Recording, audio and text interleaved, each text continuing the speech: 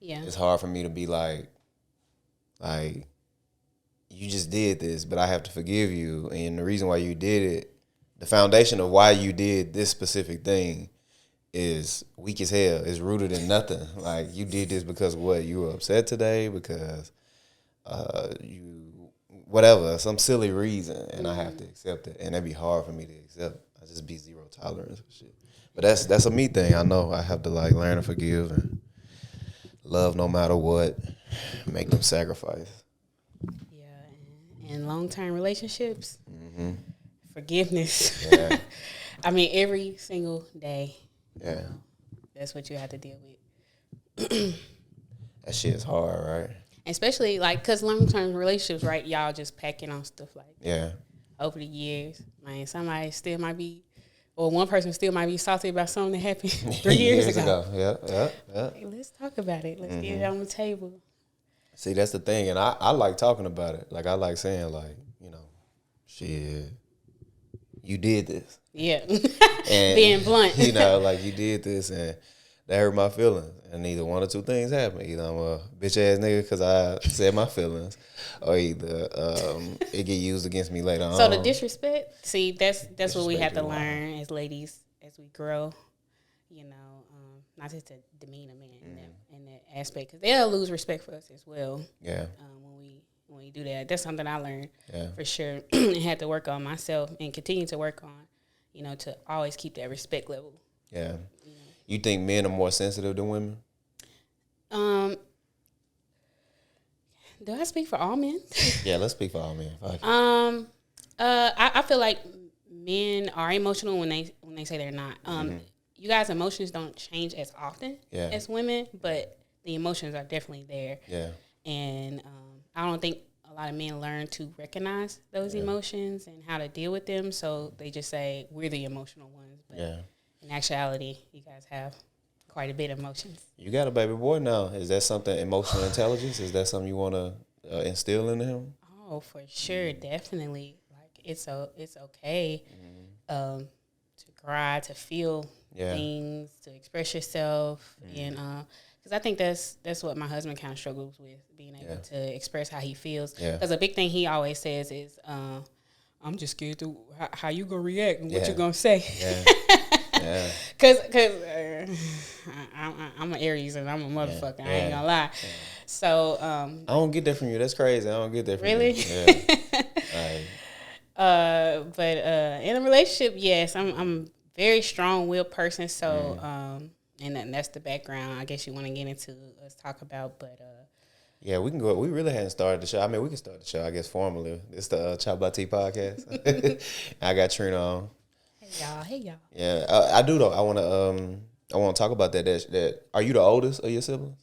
I'm the middle child. Oh my god, middle child. Yeah, fucking middle child. I'm the baby. Crazy as hell. Like the middle kids. Hey, listen. You get, everything gets. Oh, it's okay. I get away with all the shit. Nah, for sure. I understand my privilege. I just need to know. I need the middle children to understand. Like y'all hell. Middle kid. It's like. We really stuck in between. It's like you gotta grow up, and then we still want to be babies. Yeah. So growing up, you mentioned on camera that your mom had passed. So is that where you would say that strong will come from? You having and how old were you when it first happened as well? Like paint the picture for me. Okay, so my mama was in the military. And she got out because of some mental health issues she was dealing with because of her past and what happened with her mom, my grandmother. They helped raise us. So as she became sicker, we all started to live together. Because granted, my mom had 5 kids. 4 different baby daddies. Same. With my mom. Right. 5 kids, 4 different baby daddies. But so I learned a lot from that. And I know certain things I didn't want to repeat. But a lot of things that I did admire about my mom and how she handled things. And it wasn't like a situation where the dads were like pent against each other or it was a lot of drama. Of course, drama was there, but each dad, they treated us like their own kid. Like it was kind of a weird thing too because like I know you know my brother Wesley. my younger brother, him and my younger sister shared the same father, but their father felt like my father. He treated us no different on holidays. He would get us stuff as well. So it was that situation. But she did have thing with men and the type of men she chose. So I think I learned a lot from that and tried to follow, even though, you know, those demons creep up on you and it be trying. But I think, I like I said, I didn't want to follow like in similar steps or whatever. But yeah, she passed my sophomore year of college. Wow. I was 19 years old. It was second semester. My mom passed February 28th. I remember the exact day and what happened. I got a phone call from my grandmother. It was early in the morning. I'm not a morning person. Yeah. And she called, and I ignored it purposely. Yeah, because you kind of felt something? Oh, because you just want a morning person. I got you. And I was like, oh, she don't want nothing. But she left a voicemail. And I was like, oh. Yeah. This must be important. So I listened to the voicemail, and my grandma was, you know, her voice was cracking up. I could tell she was upset about something, and she was like, Trina, call me as soon as possible. I mean, I was like, oh. Yeah. And we talk about that strong background. My grandma was one of the people, only seen her cry one time. Yeah. And it's not like she didn't express a lot of her feelings. She was just always on the go, on the go. So she really didn't stop to take care of herself a lot of times and really check in on herself to make sure she was good. So called her back. I mean, the worst news. Like I said, my mom had been dealing with some health issues, and lupus was one of them on top of a slew of things. So she told me my mom was gone. Yeah, yeah. And I mean, it was just, I just couldn't believe it. I don't know if you remember Stan and Trey. Stan Taylor. I don't remember Stan. Well, Ash, my husband, Stan, and Trey, they were all roommates. Yeah. And Scarlett. You know, me being his girl, I was over there. So Trey next door heard me like scream out because, you know, I just couldn't believe the news. I just couldn't stop crying and everything. So I had to deal with that. And like I said, that was February 28th of 2013. My daughter was born January 28th, 2014. So, of course, you know the story, you know, when your parents, you get off their insurance and stuff. Yeah. So the birth control was gone. Yeah. So then I got pregnant. So I just knew this was the course right now. It definitely wasn't planned. I mean, you know, I'm a Delta. I was on step team, A step team, practicing for that. Come June, I'm like, dang, I'm missing something ain't right. Yeah. Go get a test, and I find out I'm pregnant. Oh shit. So that's the story of that, how Ava came about. So, you know, that was my college campus baby. Yeah, but, you know, do you think she came, like, right on time, like you needed her? At the time, I didn't think that. Right. I ain't gonna lie. At the time, because a lot of people don't know this, but I'm a very intelligent person. Oh, yeah. And I made straight A's. I mean, I was the top 10% of my class. I don't know if they really do. Yeah. But I was the top 10% of my class, so I was definitely about my books. I mean, I made Dean's List my first semester. So, and then, of course, I was at Delta, so I was really focused on myself. Yeah. And I was in nursing school at the time. So when that came about, no, I didn't want to get rid of it because of the situation. Like I said, I felt like this was the direction I had to go, even though I was kicking and screaming with it. Yeah. But, and then, like I tell Ash all the time, and I don't fault any mothers for this, but I always tell them, you know, those thoughts cross my head as far as, you know, not carrying it to term and things like that. You know, I love my daughter to death. But, you know, there'd be a lot going on in your life. And this was a shock for him, too. He didn't see this for his life right now. Even though we were in a relationship, we loved each other. That was just not the course we were going on right now. So it was a big thing for him as well. But I say, if you want the man that I know you are, then I wouldn't have gone with this. So he's definitely great father. Hands down. I can't take nothing away from that man. Yeah. As far as that goes, he did what he needed to do because he was actually a student manager for football. So he'll be gone a lot. He traveling with the team, and you know a lot was left on me. But he never slacked in that area when it came to being a father and being there. Did he have his parents? Yes, that's the thing. Both our families are completely opposite. Gotcha. So, I'm dealing with a mom, single. She was single parent. Even though my granny was married, I got a lot of little story. I actually found out a couple years ago. The grandfather, I always thought my grandfather. Ain't your grandfather? I kind of feel like I already knew that because I used to mess with my mom, right? And if you ever seen pictures of my mom, super light skinned lady, but my aunt and uncle look completely different. I mean, they your complexion. Yeah. And my grandma's light skinned, but my granddad, he was a dark skinned man. And I was just looking at my mom like, grandma, look like them. grandma had you by the milk, man. And I used to just be joking. Yeah. Come to find out, my grandma opened up to us about that. No, because my mom was the first child. Yeah. So, seriously, my grandma came from a place called Hazelhurst, Mississippi, 30 miles outside of Jackson. Came to Memphis when she was 16 years old. She told her grandma she was going to nursing school. Yeah. I mean, my grandma, she was spoiled. She was raised on a farm and very spoiled. And she came here and probably like anybody, like if you're going out to college, you free and living your life. So she actually said she met this man. He was like a high roller. Like he was like a gambler here in Memphis. Not here, but in Memphis. And, it happened. Shit happened. She got pregnant, but then she meets what I thought was my granddad. The man I knew as my granddad. He was a truck driver. Yeah, how they could be. Yeah. That man was 36 years. He was 36. My grandma was 17. It was back in the day too. Ooh, she was a light skinned woman, and I was like, grandma, okay. Yeah. So they just passed it along. Then my mom, so she was a light skinned lady, very pretty, and yeah. But no, I think if you had that example, like you was saying that your husband, he had both his parents been married for 30 years, and his grandparents are still married. Yeah. So that's something I really liked, and as far as my child goes, and her being able to see that, that still exists, so because his family is beautiful in the way they do things, and I just never experienced it. Yeah, no, same. It's funny how people like have like similar lives in that way, because the same as you said, my mom, it was 5 of us. All 5 of us have different dads. But in you saying that, like, I look at the mother of my child and her family, they, they're together. It's like Christmas, we all wearing pajamas and shit like that. It's like, I ain't used to this, Right. So, it's funny how that go.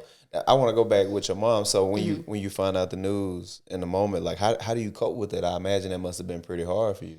It was very hard, and I told Ash, I feel like I lost like some type of drive in me as well, because I was always that child that wanted to make my parent proud. You know, I had my dad in my life as well, but he was old. Yeah, he older. Him and my mom were 9 years apart, so he was more of that financial one, like, oh, I'm gonna give you some money. That's how he showed love, instead of like really getting to know me.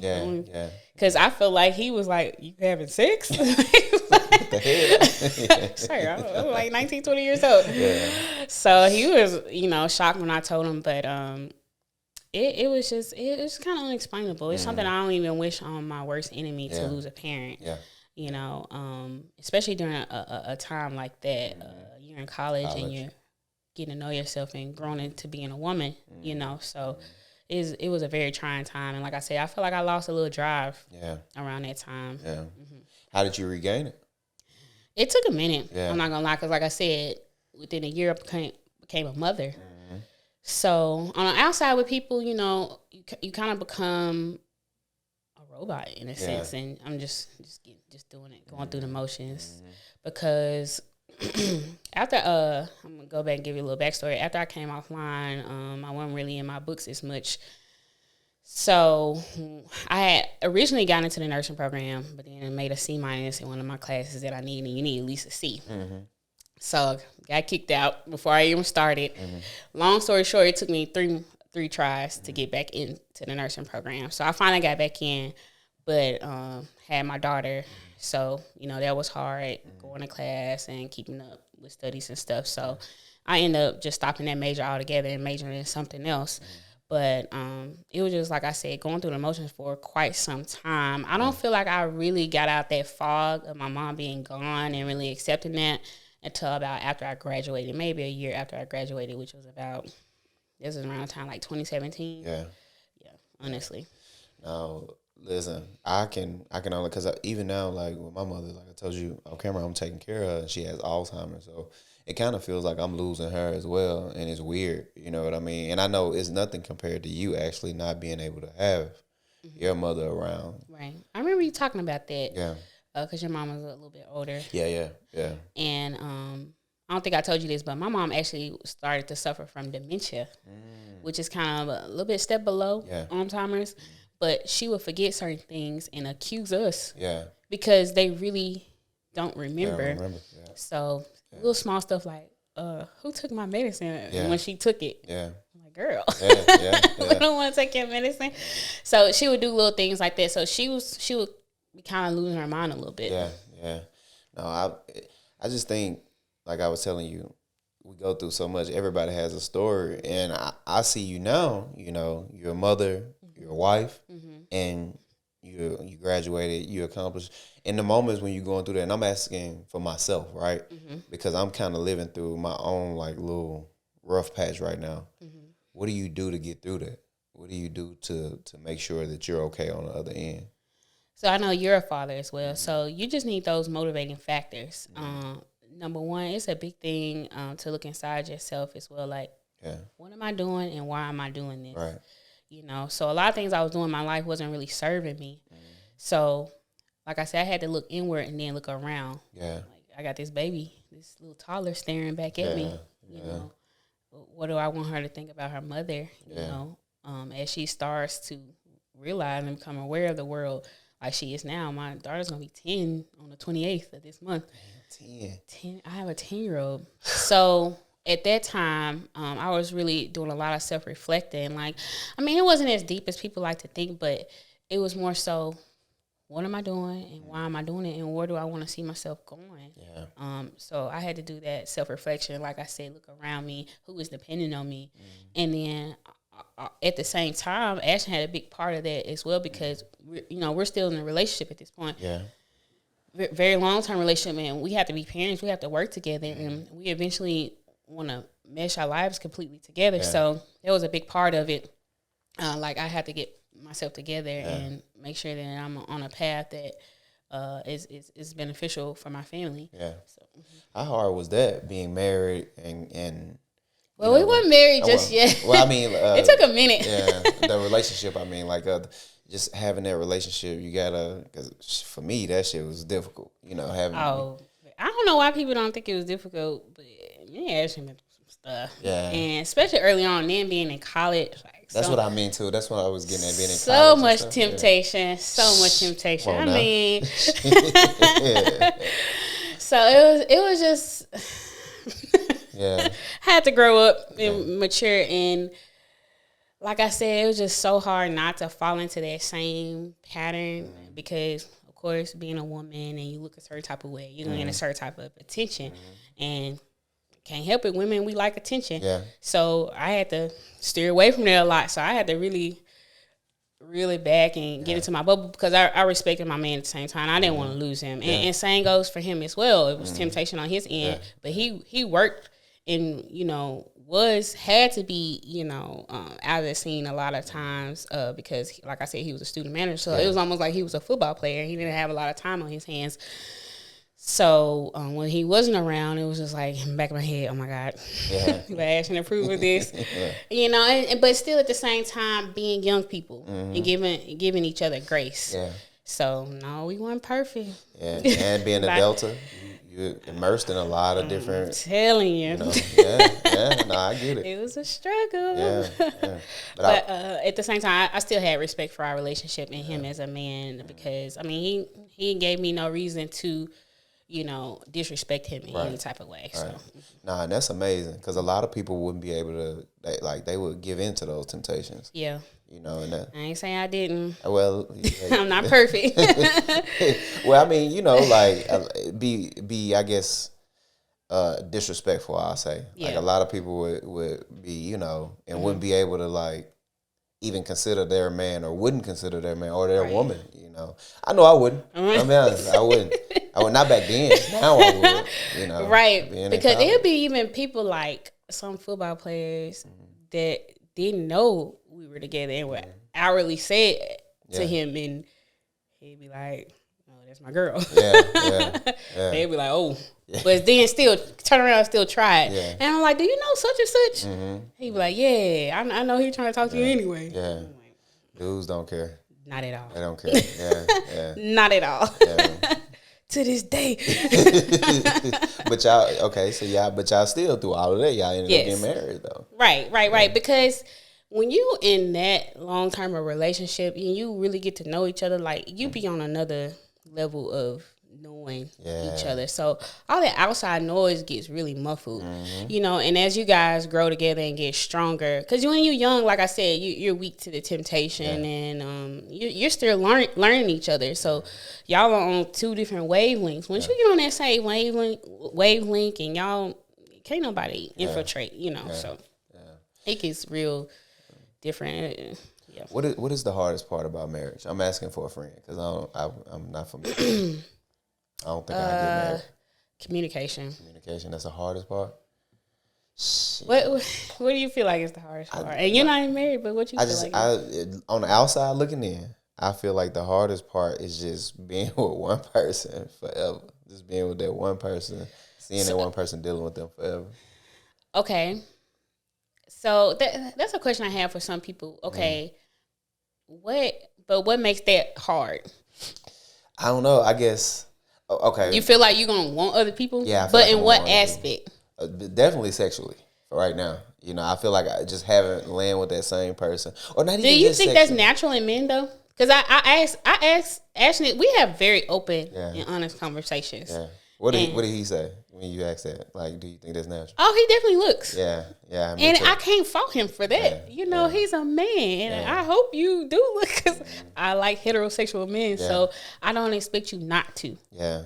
You get what I'm saying? Because I don't necessarily think looking is disrespectful. I feel like when you're not communicating, being open and honest, how you feeling at that time, like, man.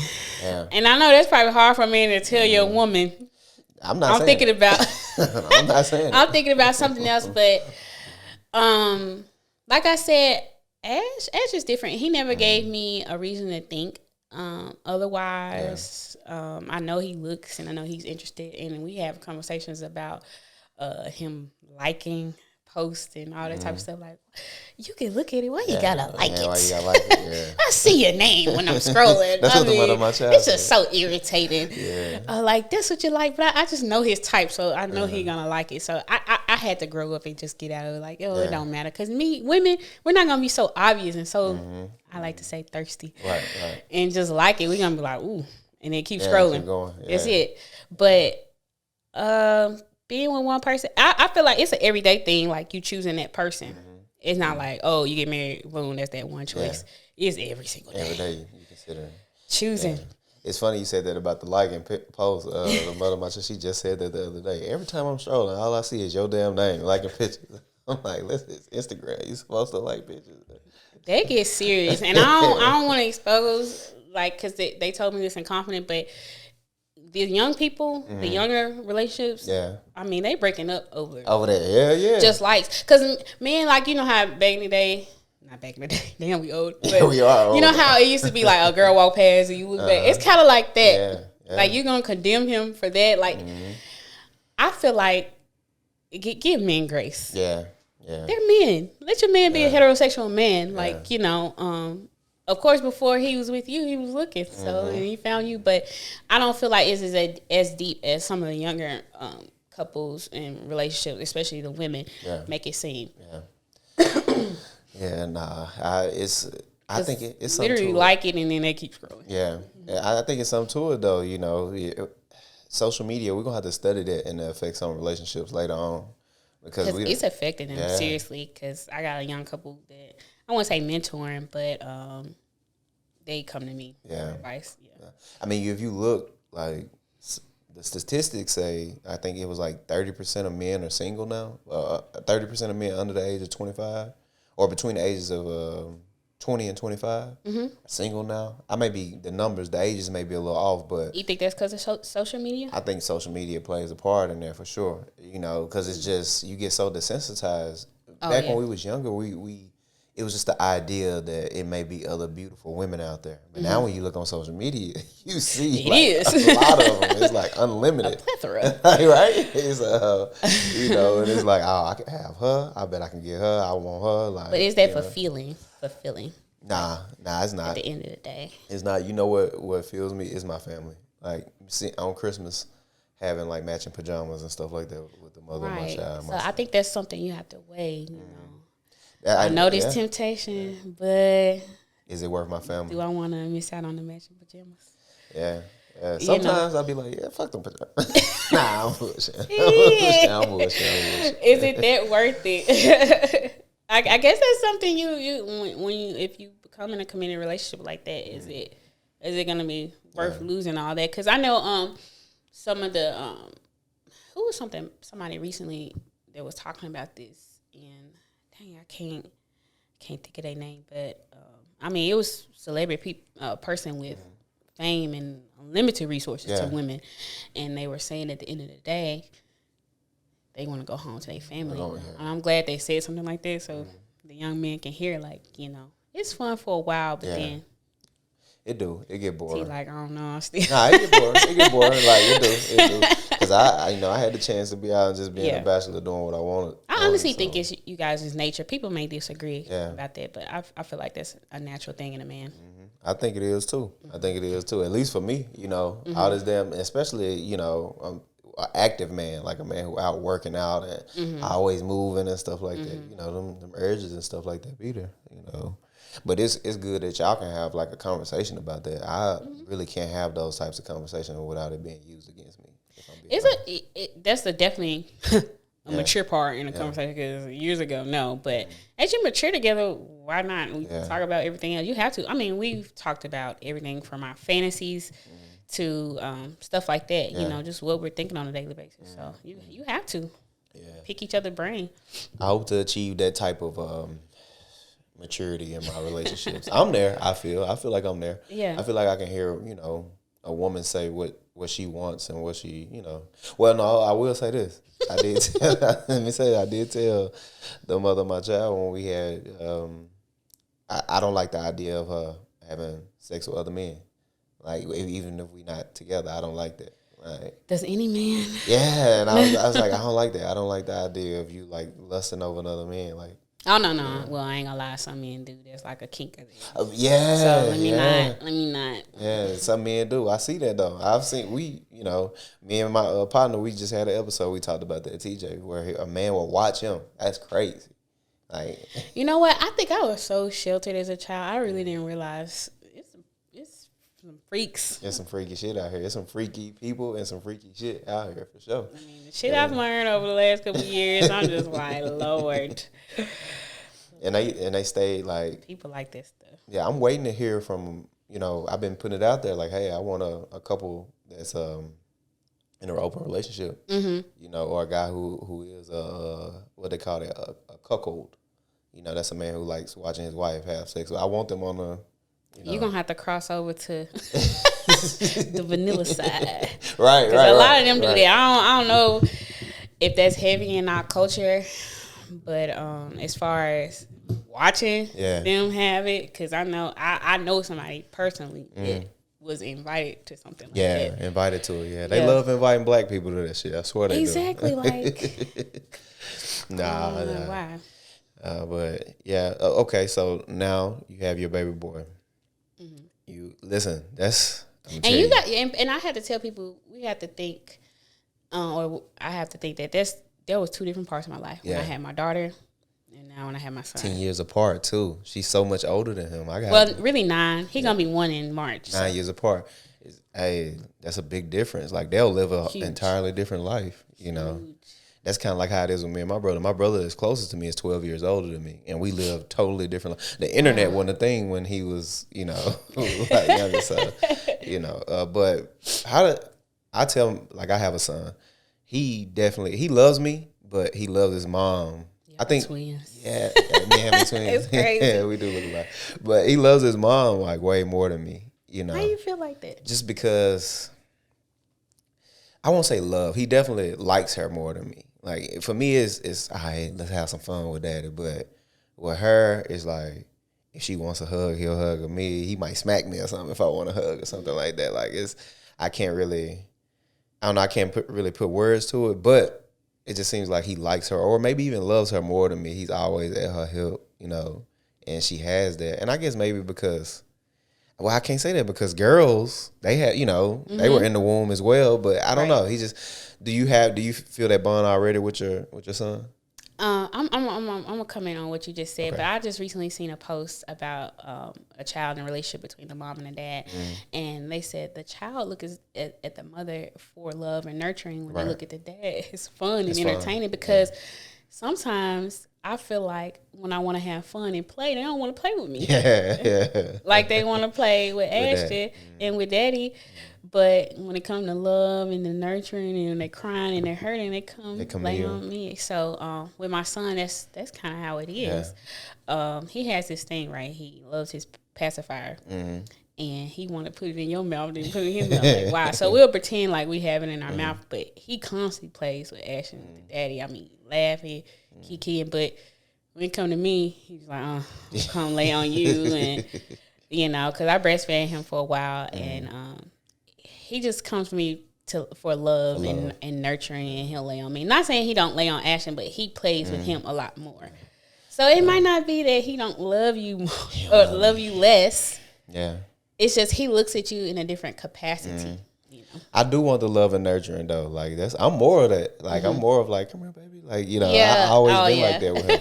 Because I never got that from my dad. And I said, I just want to like pour into like my child and love him, and love him so intensely that, you know, because I don't want to, I get stern with him sometimes, but you know, he knows he can come to you for a hug if he needs it. Right. And I want that to be a thing. Like I seen this thing. It was this black guy. He had a speech. He basically said that the goal is in raising a little boy is not to beat him until he's so afraid of you that he won't make the mistake. The goal is to love him so intensely that if he does decide to make a mistake, before he considers doing that thing, he'll consider you first. You know, to love him. That was beautiful. Yeah. And that's what I always try to do with my baby. Like, just love him so intensely. It's like, nah, I don't want to do this because my dad may not approve of this and he may not love me anymore. You know what? That was a very powerful statement, because let me go back to my baby girl real quick, because she's 10 now. So she's making decisions. She has a completely mind of her own. And she's also feeling intense emotions of, you know, she's still navigating her emotions and how she feels. And she gets hurt by us and the grown-ups in her life. So she recently did a thing, right? And because me and Ashley, we had a deep conversation about discipline because we weren't on the same page about this particular situation. So I'm gonna go ahead and say it. But we were at his aunt's house, and the aunt and Ava have a great relationship. But you know, we kind of went overboard, and I can admit that as a parent, because she likes to suck her two fingers, and you know, we trying to get her out of it because she still does it. And, you know, I can admit we were teasing her. Yeah. And I was like, oh, you suck your finger. Well, you need to stop and all that. And I could tell it was making her very upset. Yeah. And, you know, I stopped, but the aunt kind of kept going because she's from a different generation, and sometimes they don't know when to stop. Yeah, they don't know when to stop. And, you know, how we grew up, we just going to be quiet and just take it. Like, you know, we ain't going to do too much and, like, just let them talk. But she had did something, and we didn't know it at the time. But she wrote on her couch a curse word, the F word. Yeah. We didn't know it at the time. She didn't know it. I'm sorry for laughing. It's not funny, but it's kind of funny. I laugh too. Don't feel bad, because we as a parent these days, you just had to laugh at some of this stuff. So she wrote a curse word, and this is a little girl who even hates when we curse. So totally out of character. Yeah. So when the aunt called Ashton and we found out that she did this. Number one, I was thinking, I was like, are you sure? Are you sure? Yeah. Because it was out of character. You know, when something is out of character for a child, my thing was to think, what happened? What made her do this? Something had to happen that made her feel this type of way, or for her to need to do that. Because you know how some kids, like my brother Wesley, when he was younger, he just do shit. He just bad he as didn't hell. care. He knew it was consequences. Yeah. My brother, he was a little off the chain. Yeah. But for Ava, she wouldn't normally do something like this. So before we scolded her, now we did at the beginning because, especially Ashton, because that was his aunt, and of course she was upset, and she was like, "Oh, she needs to whoop her. You need to whoop her. You need to whoop her." You know, different generation, totally different, and she doesn't have any children. So Ash was very upset because you know you disrespected her home, and it was a very nice couch as well. But you know, I just kept thinking something is wrong. Yeah, it's deeper than that. But initially, you know, when we kept asking her, and we didn't put our hands on her, we didn't whoop her. We was just like really pondering, like, why would she do something like this? We definitely put her on punishment. So we were trying to get to the bottom of it. She wouldn't tell us. Yeah, it took my brother, her uncle, to get the reason why. And sometimes it takes that because outside person, that village. Because of our response, she didn't want to tell us the real reason. Yeah. And so, my brother ended up finding out that she did that because she felt like we were teasing her. And she was just expressing some emotion. Yeah. Just trying to get it out. And it's so, listen, she's just trying to get it out. And you know, I can't fault her because, like I said, she's 10. You can't expect a 10-year-old to be emotionally mature. You just cannot. Yeah. You know, even though she can clearly tell you how she feels and she has that capacity, she still, emotions is a lot, because as an adult, we still navigate our emotions. So, me and Ashton had a long conversation about the discipline thing, because, I mean, the aunt wanted us to whoop her. And I said, like, Ashton, this is not a solution. She's at an age right now where I feel like if we discuss how we feel and our disappointment and what she did and how it's a better way to express herself, if in the moment she is feeling away and is feeling like, you know, emotional about something or feeling like we're doing something wrong, and how to express that. Because this situation right here, even though it's upsetting to us and it's embarrassing, because that's what you really feel as a parent. You're embarrassed, and you want to take that take it out on them, but what are they really learning? Yeah, nothing when you hit them, you know. What was she gonna learn from that? You know, I feel like kids, especially at that age, understand and feel worse when you tell them, I'm disappointed in you. That's it. I was not expecting this behavior from you, you know. So when you really let them know, like you were saying earlier with your son, to still have that door open where you can come to me, and I want to let her know we all make mistakes. Yeah. And then that's another thing that adults, and especially in my life, you should do, hold stuff over your head. Yeah. You know, we all make mistakes. Even as an adult, I'm still making mistakes, because I don't want her to ever think like I'm a perfect person. Right. And just because she made a mistake, that mommy doesn't make mistakes and she can't come to me. Yeah. Because this little situation turned into something bigger when she get older, but I want her to be able to come to me and my mom, and this is what I did. Yeah. And not feel like I'm going to scold her or hold something over her head. Thanks. So I just opened that door for her, and I was like, I'm not whooping her. Yeah. And because I think this is a moment where we could teach her, like, hey, if you're feeling some type of way, you need to come to us. Yeah. You know, and don't feel like you have to hold it in, or, you know, not express how you feel. Yeah. That was the best way to handle that, honestly. Yeah. In my opinion. Mm-hmm. You know, that's amazing, because now it's so many levels so many different things that you hit right there. It's, you know, it's consequences for actions. You hit that. But it's also, hey, let's create an open line of communication while simultaneously humanizing you. Because I think often with us, at least for me as a kid, it was almost like you were non-existent. You weren't there. Hello? You're a kid, stay in a child's place. It's like, you heard that over and over. Yeah. And another thing I had considered, my sister, my older sister recently told me she was in therapy. Yeah. And she just told me about a situation that she felt, because we moved a lot. As my mom was getting sick, we would move, and she felt like they never considered her feelings. Yeah. Because I was able to stay in my high school all 4 years, but she wasn't. She moved like her senior year. And, you know, of course, you can't tell a family, oh, I want to stay at school. Yeah. They were like, no, we moving, you move, you going to go to this school. It wasn't considering and asking them, like Ava, I asked her, you know, even when we moved, you still want to go to Salem? You know, I think our generation is taking that extra step because it affects you long term. I mean, that was high school for her. She's 33 years old. Yeah, still remember that, but she just felt like she didn't have a voice or a say so, you know. So I didn't want that to be the same thing. So that was in the back of my mind too. Yeah, we growing. I think it's a lot of negativity that we try to say about our generation, or people try to say about our generations, or even the generations that follow. But one thing I will say is that it's a lot of healing going on. A lot of people being intentional about their life and what they're doing. And I see that all the time with us black people, you know. So, listen, I know you said you didn't have a good story, but you definitely have one. And we probably didn't even scratch the surface. Yeah, it's so much that you had to offer, and I feel like, you know, put it out there. That's why I asked you to come back on the show, because I know it's more. Thank you. And I appreciate you coming on. Of course. Thank you again. If you're watching right now, if you're listening right now, I need you to go get the merch. You know the website, www.ChoppedByT podcast.com. Like, share, comment, and subscribe. Listen, this is a ChoppedByT podcast. We'll get real, raw, authentic conversations. Until next time.